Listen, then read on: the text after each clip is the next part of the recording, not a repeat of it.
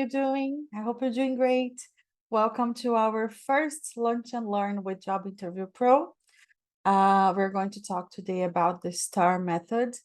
You probably have heard about this before, but there's a tweak in this one. If you don't know me yet, my name is Aline Bicudo. I am the founder of Job Interview Pro, and I am also an English teacher who has been redefining the language learning for IT professionals by using Management 3.0. So you can find me on LinkedIn, of course, and also follow us there and so on. So let's talk a little bit about behavioral interview questions, right? You probably have gone through interviews in your career, and usually those behavioral questions are asked from tech recruiters, right? From the HR and so on. So why do they ask those kind of questions, right? So behavioral interviews, they are designed to draw on concrete examples from past experiences, right? And they are more reliable than just asking some open question like, what would you do, you know?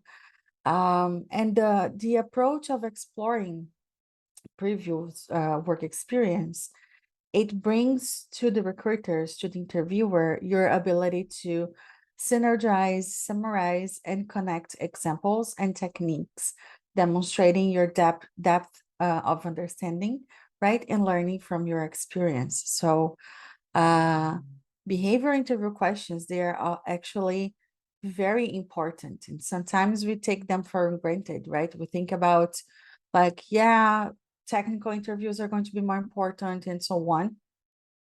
But it is on behavior interviews that we can demonstrate how we handle situations, we can showcase our soft skills and so on, right?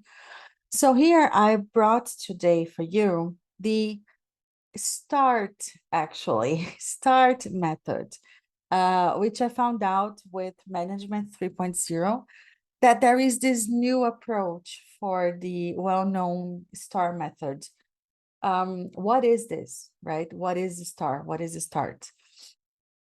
They are methods for storytelling, right? So when answering behavioral questions, we need to tell our stories. We need to tell about our experiences. And this kind of method, it helps us to organize our thoughts and share our stories on a more concise way and on a logical way as well. So it's easier for the listener to follow our train of thought, right?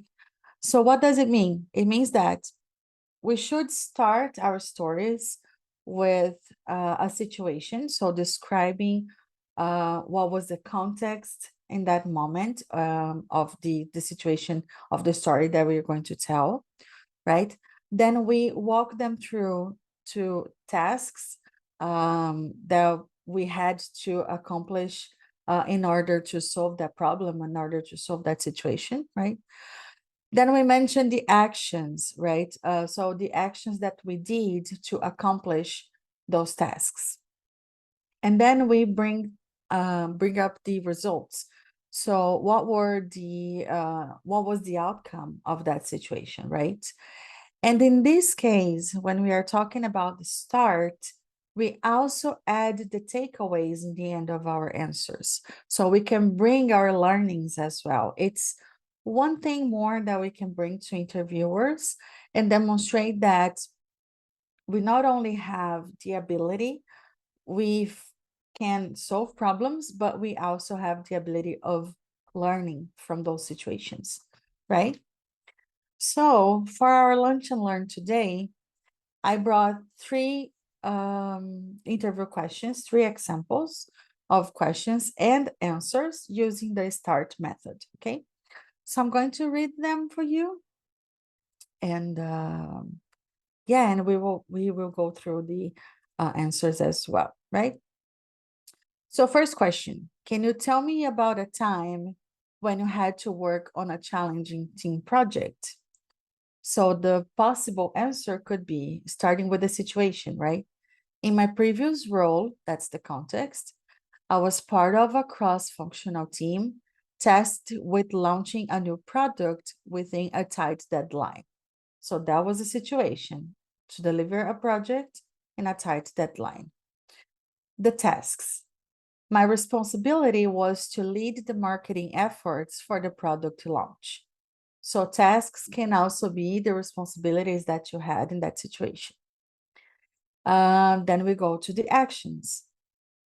Despite initial challenges, including team members from different departments with conflicting priorities, I initiated regular communication channels and established clear roles and responsibilities.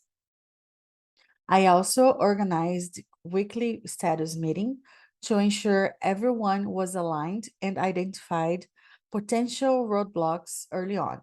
Additionally, I created a shared online workspace to facilitate document sharing and real-time collaboration. So this person had a lot of challenges, right? So one of them was to have to deal with different departments with conflicting priorities. So how do you manage them, right? So this person brought up some solutions for that specific conflict, like weekly meetings, what else? The shared online workspace, and so on, right? And then we get the results. So by implementing these strategies, we were able to successfully launch the product ahead of schedule, and it exceeded sales projections by 20%. The project also improved cross-functional teamwork as we learned to appreciate each other's strengths and communication became more efficient. So the problem, let's say the challenge was, to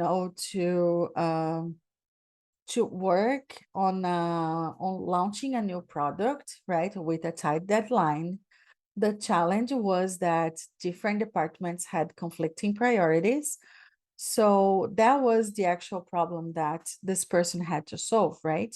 And this person solved by organizing responsibilities, roles, aligning with them, and so on. And those strategies, they led to exceeding the sales projections by 20%, right? Another thing here is using numbers. It's very important to have numbers to demonstrate our results, right? And then last but not least, what was the takeaway, right? So this experience taught me the importance of effective communication, clear delegation of responsibilities, and adaptability in a challenging team environment. So this person clearly showed what the challenge was, how the challenge was solved, what strategies were used, what results they achieved with those strategies, and reinforced the learnings in the end, right? So let's go to the second question. And let's see, this one, I think I'm going to read the answer like once, and then we can go back and see each aspect of them. So question number 2, describe a situation where you had to resolve a conflict with a colleague or team member. All right, so the answer. In a previous role, I worked closely with a colleague who had a different approach to project management, which often led to conflicting priorities and misunderstandings. My goal was to resolve those conflicts and establish a productive working relationship. First, I initiated a one-on-one meeting to openly discuss our concerns and perspectives. I actively listened to their viewpoint and empathized with their challenges. Then I proposed a compromise solution where we both adjusted our workflows slightly to better align our processes. We also agreed to communicate more frequently and schedule regular check-ins to ensure we were on the same page. As a result of our efforts, our working relationship improved significantly. We were able to collaborate more effectively, and the conflicts diminished. This not only reduced the stress, but also improved the overall productivity of our team. This experience reinforced the importance of effective communication, active listening, and a willingness to find common ground when resolving conflicts with colleagues. So in the second example, right, we do have the situation where this person was working with someone who had a different approach in project management, and that was causing conflicts and misunderstandings, right? So that was the context. And what was the strategy to solve that, right? So this person realized that um, solving those conflicts would be the answer, let's say, for a more productive working relationship. So in order to achieve that more productive working relationship, they initiated one-on-one meetings, they active listened to each other, they proposed compromises, solutions, and so on. So then we were able to find a common ground and agree in some aspects, right? So as a result of those efforts, um, they even improved their productivity, right, in the team. And again, as the takeaway, reinforcing what they learned. So effective communication is, I would say, most of the time, to do not say always, the most important thing when working in teams. Active listening is another skill that is very important, and willingness to find a common ground. We need to find where we can stand together with, our teammates in order to, um, how do I say, in order to lower our conflicts, right? And the last example that I have for today is question number 3. Can you give an example of a time when you had to meet a tight deadline? A little bit close to the to the first story, but this question was straight about the tight deadline, right? So the suggestion here as an answer was, in my previous role as a project manager, I encountered a situation where a major client requested a last-minute change to the project scope, which required us to deliver the revised project 2 weeks earlier than originally planned. My tasks was to ensure that we met this challenging deadline while maintaining the project's quality standards. I immediately called a meeting with the project team to discuss the new requirements and the accelerated timeline. We quickly identified critical path items and streamlined processes to maximize efficiency. I also ensured that the team members had the necessary resources and support to work overtime if required. Thanks to the collaborative effort and effective project management, we not only met the accelerated deadline, but also delivered a high quality project that exceeded the client's expectations. So this experience showcased our team's ability to adapt to unexpected challenges and maintain a composure under pressure. The situation reinforced the importance of effective project management, teamwork, and adaptability when facing tight deadlines and unexpected changes in the project scope. So this third example about the tight deadline. So we have here the situation, right? The context. This person was a project manager and had a last minute change to a project scope, and it would have also the tight deadline to deliver it, right? So the responsibility of this person was to ensure that this challenging deadline was met, right? And still keeping the quality standards of the project, which is very important, right?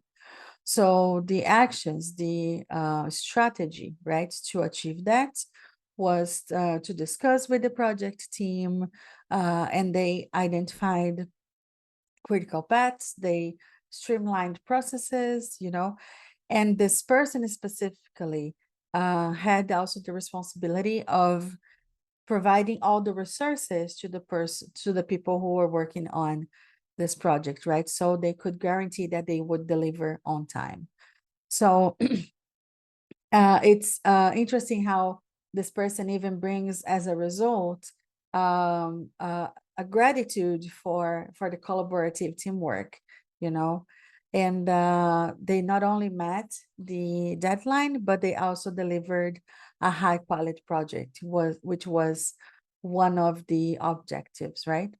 And again, to finish the answer, reinforcing what points were very important, right? The learnings that they had, which they could mention importance of effective project management, teamwork, and adaptability. Adaptability is something very important nowadays, right?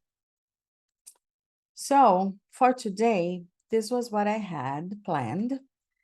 Um, and I would like to know from you, what do you think about this method? Let me go back to this screen. Yeah. So let me know, what do you think about this method? Have you used that before? How was your experience um, telling your stories on an interviews and so on? Have you ever thought about the takeaways that you accomplished and your experiences? So yeah, I would love to hear from you.